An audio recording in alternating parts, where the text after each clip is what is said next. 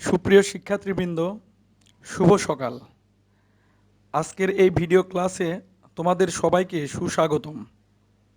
আমি মনোজিৎ কুমার বিশ্বাস, সহকারী অধ্যাপক, হিসাব বিজ্ঞান বিভাগ, মাইলস্টোন কলেজ, উত্তরা, ঢাকা। প্রিয় শিক্ষার্থীবৃন্দ, আজ আমি উচ্চ মাধ্যমিক হিসাব বিজ্ঞান প্রথম পত্র হতে ষষ্ঠ অধ্যায় প্রাপ্য হিসাব সময়ের হিসাবরক্ষণ যশোর বোর্ড 2016 সৃজনশীল প্রশ্ন নম্বর 6 অঙ্কটি সমাধান করে দেখাবো। প্রিয় শিক্ষার্থীবৃন্দ, প্রথমেই অঙ্কটি দেখে নেওয়া যাক। নাসরিন ট্রেডার্স এর রেওমিল হতে নিম্নের তথ্যসমূহ পাওয়া গেল। লিখিত অনাদায়ী পাওনা 3000 টাকা, প্রাপ্য হিসাব 1 লক্ষ টাকা, অনাদায়ী দেনা সঞ্চিতি 5000 টাকা। সমন্বয় সমূহ: 1500 টাকা প্রাপ্য হিসাব থেকে অনাদায়ী বাবদ অবলোপন করতে হবে এবং প্রাপ্য হিসাবের অবশিষ্ট উদ্বৃত্তের ওপর 5% অনাদায়ী দেনা সঞ্চিতির ব্যবস্থা রাখতে হবে। করণীয়: নতুন অনাদায়ী পাওনা সঞ্চিতির পরিমাণ নির্ণয় করতে হবে। নাসরিন ট্রেডার্সের বইতে প্রয়োজনীয় জাবেদা দাখিলা দিতে হবে। অনাদায়ী দেনা ও অনাদায়ী দেনা সঞ্চিতি হিসাব তৈরি করতে হবে। প্রিয় শিক্ষার্থীবৃন্দ, অঙ্কটি সমাধান করার পূর্বে আমি কয়েকটি কথা বলে নিতে চাই। সেটি হচ্ছে প্রাপ্য হিসাব কিভাবে সৃষ্টি হয়। প্রিয় শিক্ষার্থীবৃন্দ, ধারে বিক্রয়ের ফলে প্রাপ্য হিসাব সৃষ্টি হয়। অর্থাৎ প্রতিষ্ঠান যার কাছে বা যে প্রতিষ্ঠানের কাছে টাকা পাবে, হিসাব বিজ্ঞানের ভাষায় তাকে প্রাপ্য হিসাব বা দেনাদার বলা হয়। প্রাপ্য হিসাব প্রতিষ্ঠানের একটি চলতি সম্পদ। অনাদায়ী পাওনা: প্রাপ্য হিসাব হতে যে টাকা পাওয়া যাবে না বা পাওয়ার সম্ভাবনা নেই, শত চেষ্টা করেও আদায় করা সম্ভব নয়, তাকে অনাদায়ী পাওনা বলা হয়। অনাদায়ী পাওনা প্রতিষ্ঠানের জন্য একটি ক্ষতি, যা হিসাব বিজ্ঞানের ভাষায় খরচ হিসাবে অভিহিত করা হয়। যাই হোক, অনাদায়ী পাওনা প্রশ্নে দুইভাবে থাকতে পারে: লিখিত অনাদায়ী পাওনা এবং অলিখিত অনাদায়ী পাওনা বা নতুন অনাদায়ী পাওনা। লিখিত অনাদায়ী পাওনা মানে যে অনাদায়ী পাওনার টাকা প্রাপ্য হিসাব থেকে ইতিমধ্যেই বাদ দেওয়া হয়েছে। লিখিত অনাদায়ী পাওনা রেওমিলের মধ্যে দেওয়া থাকে। পক্ষান্তরে যে অনাদায়ী পাওনার টাকা এখনও প্রাপ্য হিসাব থেকে বাদ দেওয়া হয়নি, যেটি সমন্বয়ে থাকে, তাকে অলিখিত অনাদায়ী পাওনা বলে। লিখিত অনাদায়ী পাওনা এবং অলিখিত অনাদায়ী পাওনা যোগ করলে মোট অনাদায়ী পাওনা পাওয়া যায়। অনাদায়ী দেনা সঞ্চিতি: অনাদায়ী পাওনা একটি সম্ভাব্য খরচ, যেটি পূরণ করার জন্য নিট লাভ থেকে টাকা নিয়ে অনাদায়ী দেনা সঞ্চিতি সৃষ্টি করা হয়। অনাদায়ী দেনা সঞ্চিতি রেওমিলের মধ্যে ক্রেডিট দিকে দেওয়া থাকলে সেটিকে বলা হয় পুরাতন অনাদায়ী দেনা সঞ্চিতি। আর সমন্বয়তে যে সঞ্চিতির কথা বলা হয় সেটি নতুন অনাদায়ী পাওনা সঞ্চিতি। প্রিয় শিক্ষার্থীবৃন্দ, অনাদায়ী পাওনা সঞ্চিতি একটি বিপরীত সম্পদ বা কন্ট্রা অ্যাসেট।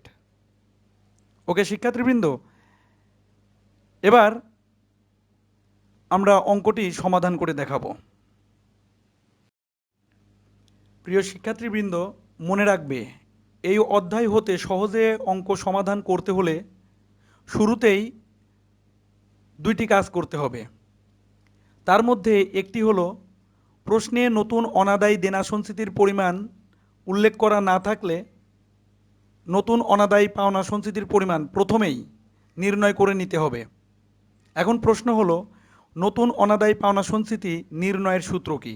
প্রিয় শিক্ষার্থীবৃন্দ, বেশিরভাগ ক্ষেত্রে নতুন অনাদায়ী পাওনা সঞ্চিতি নির্ণয়ের যে সূত্রটি ব্যবহার করা হয় তা হলো প্রাপ্য হিসাব যোগ অলিখিত ধারে বিক্রয় বাদ নতুন অনাদায়ী দেনা গুণ নতুন অনাদায়ী দেনা সঞ্চিতির শতকরা হার। প্রিয় শিক্ষার্থীবৃন্দ, আজকের এই অঙ্কে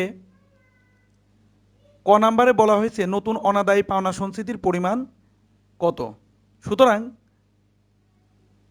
এই অঙ্কে প্রাপ্য হিসাবের পরিমাণ দেওয়া আছে 1,00,000 টাকা, যোগ অলিখিত ধারে বিক্রয়ের পরিমাণ 0 টাকা, বাদ নতুন অনাদায়ী দেনা 1,500 টাকা, গুণ নতুন অনাদায়ী দেনা সঞ্চিতির শতকরা হার 5%। সুতরাং নতুন অনাদায়ী দেনা সঞ্চিতির পরিমাণ হবে 4,925 টাকা। প্রিয় শিক্ষার্থীবৃন্দ, দ্বিতীয় গুরুত্বপূর্ণ যে কাজটি আমাদেরকে করতে হবে তা হলো অনাদায়ী পাওনা খরচের পরিমাণ নির্ণয় করতে হবে। সূত্র হবে লিখিত অনাদায়ী পাওনা যোগ অলিখিত অনাদায়ী পাওনা যোগ নতুন অনাদায়ী পাওনা সঞ্চিতি বাদ পুরাতন অনাদায়ী পাওনা সঞ্চিতি। এই অঙ্কের ক্ষেত্রে লিখিত অনাদায়ী পাওনা 3,000 টাকা যোগ অলিখিত অনাদায়ী পাওনা 1,500 টাকা, অতএব মোট অনাদায়ী পাওনা 4,500 টাকা। প্রিয় শিক্ষার্থীবৃন্দ, এই 4,500 টাকার জন্য একটি জাবেদা এন্ট্রি দিতে হবে। জাবেদা এন্ট্রিটি হবে অনাদায়ী পাওনা সঞ্চিতি হিসাব ডেবিট, প্রাপ্য হিসাব ক্রেডিট। এখন প্রশ্ন হলো, কেন অনাদায়ী পাওনা সঞ্চিতি হিসাব ডেবিট? প্রিয় শিক্ষার্থীবৃন্দ, অনাদায়ী পাওনা একটি সম্ভাব্য খরচ। এই খরচ মেকআপ করার জন্য শুরুতেই অনাদায়ী পাওনা সঞ্চিতি সৃষ্টি করা হয়েছে, যেটি রেওয়া মিলের ক্রেডিটে দেওয়া আছে। সুতরাং অনাদায়ী পাওনা সঞ্চিতি দ্বারা অনাদায়ী পাওনা খরচ মেকআপ করা হলে অনাদায়ী পাওনা সঞ্চিতি ক্রেডিট থেকে ডেবিট হয়ে যাবে। আর প্রাপ্য হিসাব থেকে যেহেতু এই 4,500 টাকা পাওয়া যাবে না, সুতরাং প্রাপ্য হিসাবের পরিমাণ হ্রাস পাবে। প্রাপ্য হিসাব আমাদের একটি চলতি সম্পদ, আমরা জানি সম্পদ হ্রাস পেলে ক্রেডিট হয়, তাই প্রাপ্য হিসাব ক্রেডিট হবে। ওকে প্রিয় শিক্ষার্থীবৃন্দ, এখন এই মোট অনাদায়ী পাওনার সাথে নতুন অনাদায়ী পাওনা সঞ্চিতি যোগ করতে হবে 4,925 টাকা, অতএব মোট 9,425 টাকা, বাদ পুরাতন অনাদায়ী পাওনা সঞ্চিতি 5,000 টাকা, অতএব অনাদায়ী পাওনা খরচের পরিমাণ হবে 4,425 টাকা। প্রিয় শিক্ষার্থীবৃন্দ, এই 4,425 টাকার জন্য আমাদেরকে দুইটি জাবেদা এন্ট্রি দিতে হবে। প্রথমটি হবে অনাদায়ী পাওনা খরচ হিসাব ডেবিট, অনাদায়ী পাওনা সঞ্চিত হিসাব ক্রেডিট। দ্বিতীয় জাবেদা এন্ট্রিটি হবে আয় সারাংশ হিসাব ডেবিট, অনাদায়ী পাওনা খরচ হিসাব ক্রেডিট। এখন তোমাদের প্রশ্ন হলো, কেন অনাদায়ী পাওনা খরচ ডেবিট, কেনই বা অনাদায়ী পাওনা সঞ্চিতি হিসাব ক্রেডিট? প্রিয় শিক্ষার্থীবৃন্দ, প্রতিষ্ঠান অনুমান করছে ভবিষ্যতে 4,425 টাকা এই কোম্পানি আদায় করতে পারবে না। সুতরাং এটি একটি সম্ভাব্য ক্ষতি। হিসাব বিজ্ঞানে সম্ভাব্য ক্ষতি হিসাবভুক্ত করতে হয়। সুতরাং ক্ষতি বা খরচ হলে ডেবিট হয়, তাই অনাদায়ী পাওনা খরচ হিসাব ডেবিট। আর এই ক্ষতি পূরণ করার জন্য অনাদায়ী পাওনা সঞ্চিতি সৃষ্টি করা হবে। আমরা জানি অনাদায়ী পাওনা সঞ্চিতি বৃদ্ধি পেলে ক্রেডিট হয়, তাই অনাদায়ী পাওনা সঞ্চিতি হিসাব ক্রেডিট। এখন তৃতীয় জাবেদা এন্ট্রি অর্থাৎ আয় সারাংশ হিসাব ডেবিট, অনাদায়ী পাওনা খরচ হিসাব ক্রেডিট। কেন? প্রিয় শিক্ষার্থীবৃন্দ, মনে রাখবে হিসাবকাল শেষে সমস্ত আয় এবং সমস্ত ব্যয় বা খরচ আয় সারাংশ হিসাব দ্বারা বন্ধ করে দিতে হবে। আমাদের প্রথম জাবেদা এন্ট্রি ছিল অনাদায়ী পাওনা সঞ্চিতি ডেবিট, প্রাপ্য হিসাব ক্রেডিট।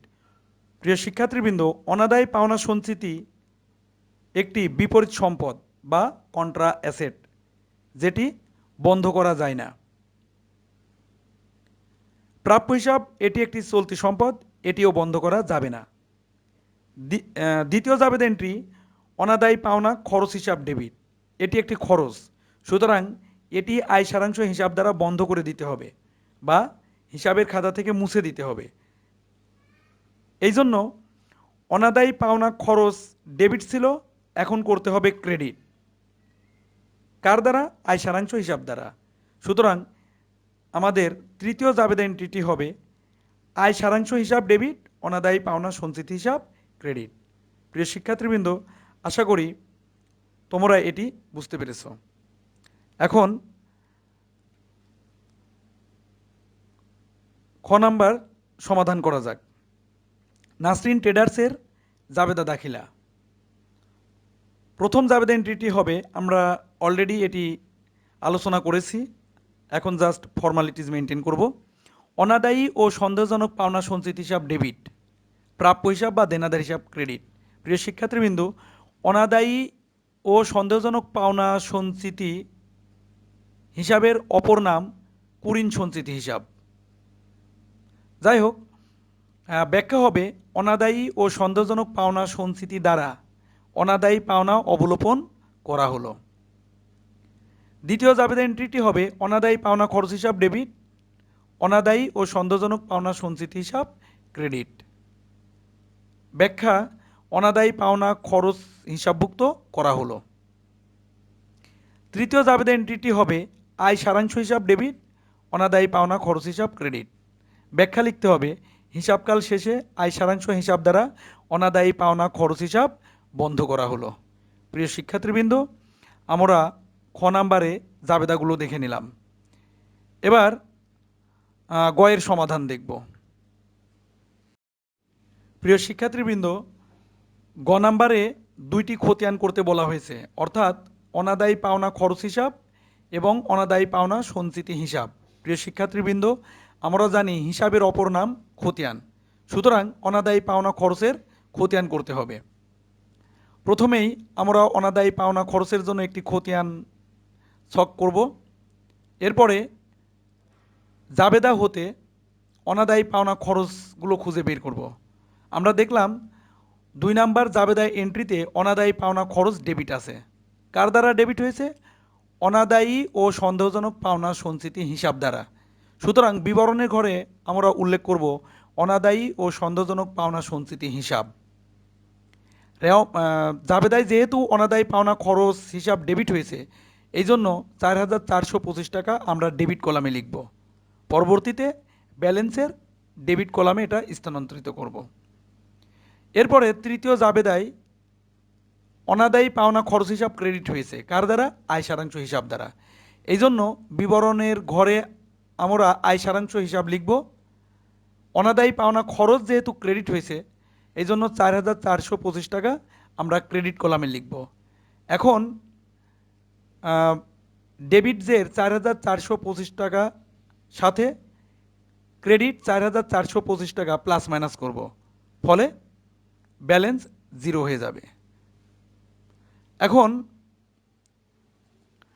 গয়ের 2 অর্থাৎ অনাদায়ী ও সন্দেহজনক পাওনা সঞ্চিত হিসাব প্রস্তুত করব।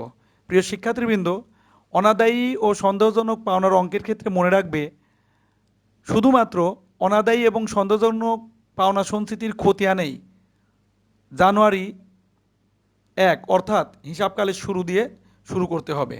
যাই হোক, আজকের অঙ্কে তারিখ উল্লেখ করা নেই, এই জন্য তারিখ লেখার কোনো প্রয়োজন নেই। শুরুতেই প্রারম্ভিক উদ্বৃত্ত স্থানান্তর করে নেব। আমাদের রেওয়া মিলের ক্রেডিট দিকে অনাদায়ী এবং সন্দেহজনক পাওনা সঞ্চিতির ক্রেডিট যে 5,000 টাকা দেওয়া আছে, এটা আমরা স্থানান্তর করে নিলাম ক্রেডিট দিকে। এরপরে জাবেদা হতে অনাদায়ী এবং সন্দেহজনক পাওনা সঞ্চিতি খুঁজে বের করব।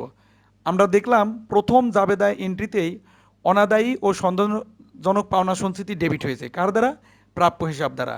এই জন্য আমরা বিবরণের ঘরে লিখব প্রাপ্য হিসাব।